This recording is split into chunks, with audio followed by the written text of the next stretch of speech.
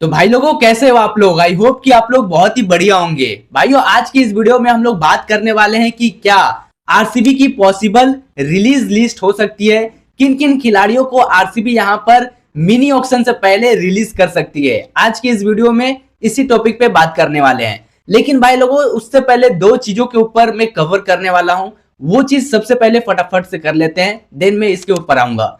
भाई लोगों सबसे पहले यहां पर no interest in between India versus West Indies का जो गेम हो रहा है, भाई लोगों यहाँ पर ब्रॉडकास्टर्स और कमेंटेटर्स को मना कर दो ना। क्यों फालतू का इतना खर्चा कर रहे हो, है ना, क्यों इतना एफर्ट्स लगा रहे हो इंडिया वर्सेस वेस्ट इंडीज का गेम को कवर करने में। कोई देख तो रहा नहीं है ना, किसी में अब इंटरेस्ट बचा है ना। तो सफा सा बात है भाई साहब कि आप ये जो पैसे बर्बाद कर रहे हो वो कम से कम बचा लो, अच्छा रहेगा आपके लिए। एंड भाई लोगों नेक्स्ट जो जिस टॉपिक के ऊपर मैं बात करने वाला हूं वो ये है भाई लोगों की Abhishek Nayar has been removed from the Star Sports commentary panel. भाई लोगों अभिषेक नायर को क्यों कमेंट्री पैनल से हटाया गया क्या आपको पता है? मैं आपको बताता हूं।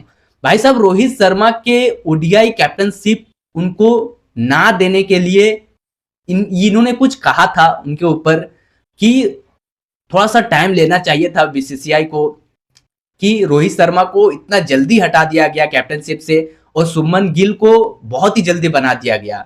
बस यही थोड़ी सी चीज कही थी अभिषेक नायर ने स्टार स्पोर्ट्स में, जो कि बीसीसीआई को पसंद नहीं आया और भाई साहब अभिषेक नायर को हटा दिया गया कमेंट्री पैनल से, जो कि रोहित शर्मा के कहीं ना कहीं बेस्ट फ्रेंड भी है, बहुत ही अच्छे बेस्ट फ्रेंड है अभिषेक नायर। तो उनको ये चीज अच्छा नहीं लगी क्योंकि उनका एक ही अब टारगेट था जो कि था 2027 का वर्ल्ड कप।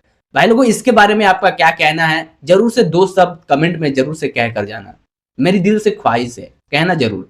एंड भाई लोगों आज की इस वीडियो के टॉपिक के ऊपर चलते हैं कि आरसीबी का पॉसिबल जो रिलीज खिलाड़ी है वो कौन कौन से है।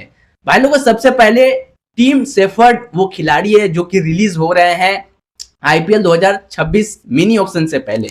भाई लोगों टीम शेफर्ड जैकोब बेथेल के रिप्लेसमेंट में साइन किए गए थे आरसीबी की तरफ से, जो कि था इनका प्राइस 2 करोड़ रुपया। एंड भाई लोगों ये खिलाड़ी ऐसे हैं जो इनको एक भी मौका नहीं मिला इस सीजन।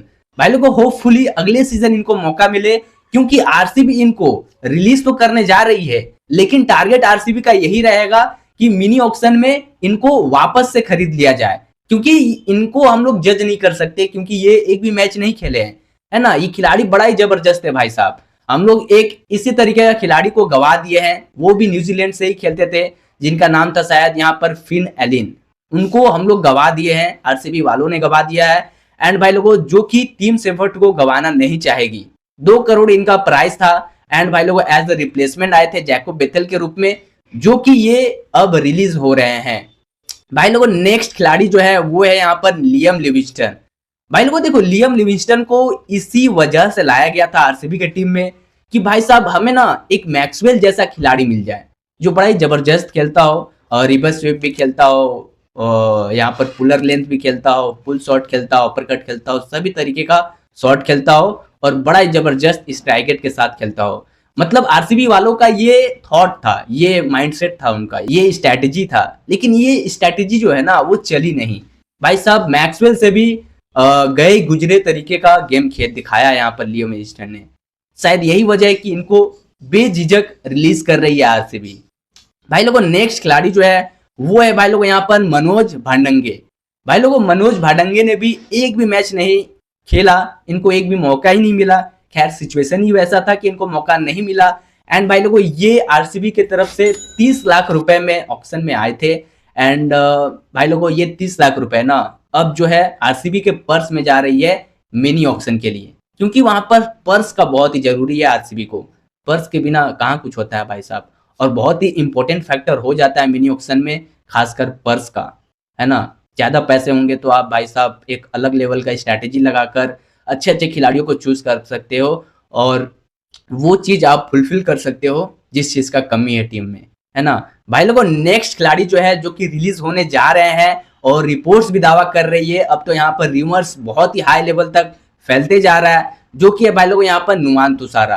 भाई लोगों एक श्रीलंकाई खिलाड़ी, सबसे बेहतरीन बॉलर आई थिंक अभी तक का, फास्ट बॉलर मतलब प्रेजेंट में पास्ट में तो थे ही मलिंगा, लेकिन प्रेजेंट में अभी तक का सबसे बेस्ट खिलाड़ी है, बेस्ट बॉलर है श्रीलंका टीम के लिए, जो कि भाई लोगों अब आरसीबी के टीम के लिए आए थे 2025 में। इनको भी एक भी मौका नहीं मिला और ये भी अब रिलीज होने जा रहे हैं भाई साहब, जो कि है यहाँ पर इनका हाई इकोनॉमी देखने को मिला आईपीएल 2025 में, जो कि शायद आरसीबी नहीं चाहती है शुरू से ही, वो अब होने जा रहा है। क्योंकि एक हम लोगों का ना एक मेंटर आ चुका है, जो कि है दिनेश कार्तिक। उनका माइंडसेट जो है, उनका जो थॉट प्रोसेस है वो बहुत ही अलग है ना, जो कि हम लोगों को देखने को मिला आईपीएल 2025 में।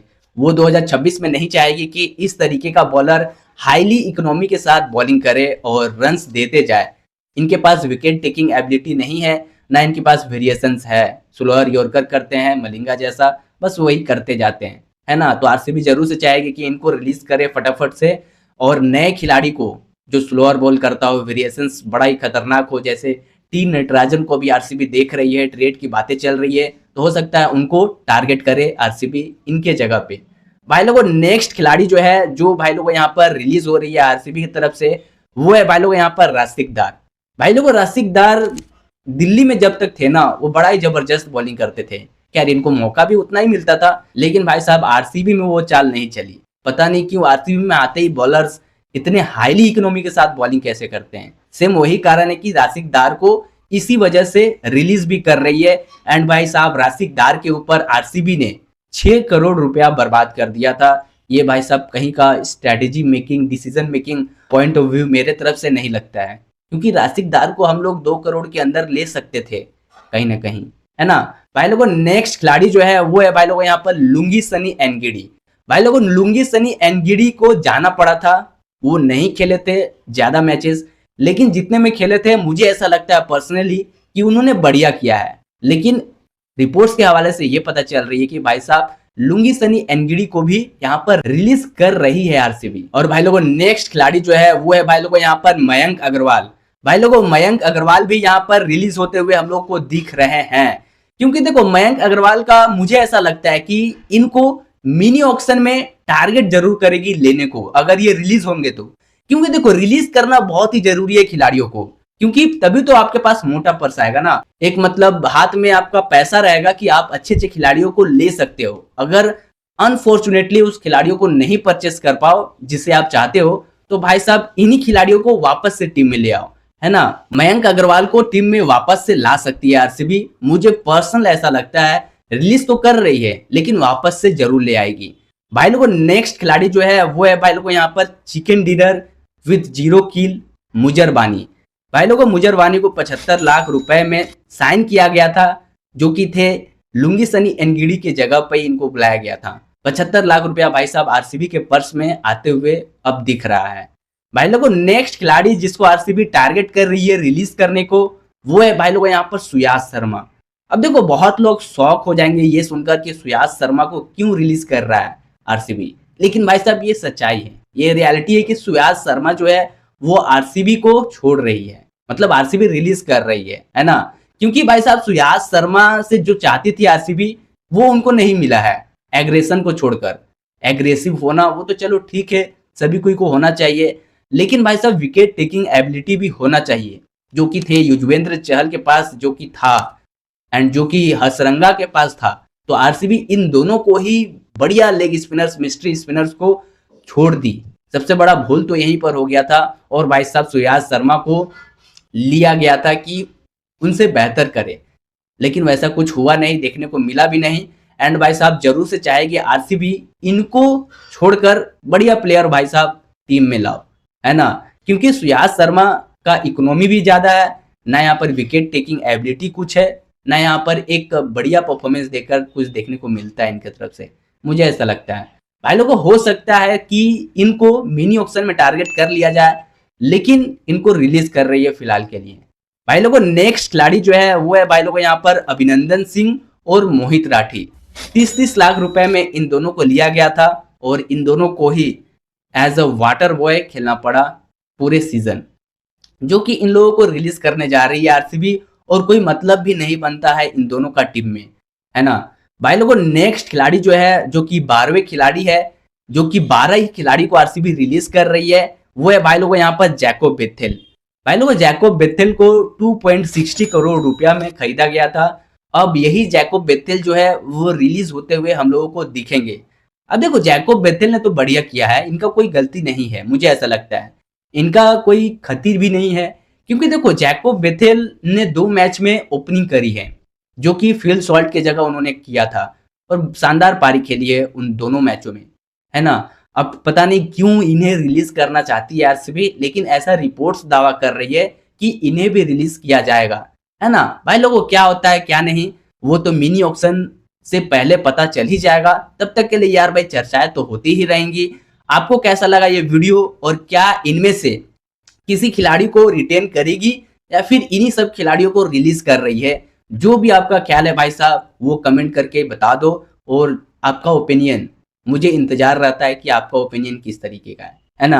भाई लोगों यहाँ पर टोटल आरसीबी के पास अगर यही सारे खिलाड़ी जो मैंने नाम लिए, अगर यही सारे खिलाड़ी अगर रिलीज होते हैं तो आरसीबी के पास टोटल पर्स हो जाएंगे 26.20 करोड़ रुपए, है ना। भाई लोगों एक मोटा पैसा आरसीबी के हाथ में हो जाएगा मिनी ऑक्शन में, अच्छे अच्छे खिलाड़ियों को परचेस करके उसे फुलफिल कर सकते हैं। यहाँ पर एक बढ़िया बॉलर यश दयाल के जगह पे लाना चाहिए टीम में। एंड भाई लोगों जैसा कि यश दयाल को ट्रेड की बातें चल रही है तो उनका रिलीज लिस्ट में कोई नाम नहीं है ना। उनका ट्रेड बातें चल रहा है टी नटराजन से, जो कि मैंने कल ही वीडियो बनाकर अपलोड भी कर दिया है। अगर नहीं देखे होंगे तो वो जल्दी से जाकर देख लो। भाई लोगों मिलेंगे दूसरे ही किसी बड़ी अपडेट के साथ, बड़ी न्यूज के साथ। तब तक भाई लोगों चैनल के साथ जुड़ जाओ, खींच के रखो मीटर भाई साहब, सब्सक्राइब वाली ढील नहीं देनी है बिल्कुल भी। मिलेंगे यार भाई दूसरे ही वीडियो में, तब तक के लिए थैंक यू सो मच, जय हिंद।